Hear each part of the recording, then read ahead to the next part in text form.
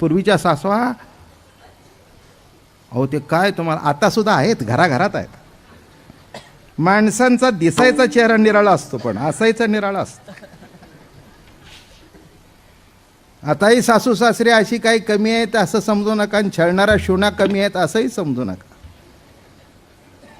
काय भरपूर आहेत, काही तोटा नाही बरं का. हंड्याला जरा टचका पडला,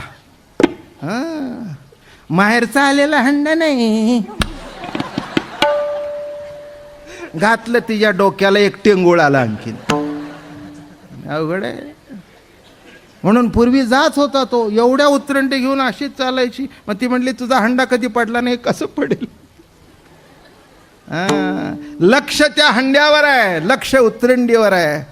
लक्षात ठेवा, संसारामध्ये जीव जरी रममाण झाला तरी ध्यान कृष्णाजवळ असावं. आणि ज्याचं ध्यान विषयात आहे तो जीव, आणि ज्याचं ध्यान कृष्णाकडे आहे त्याला म्हणावं गोपी.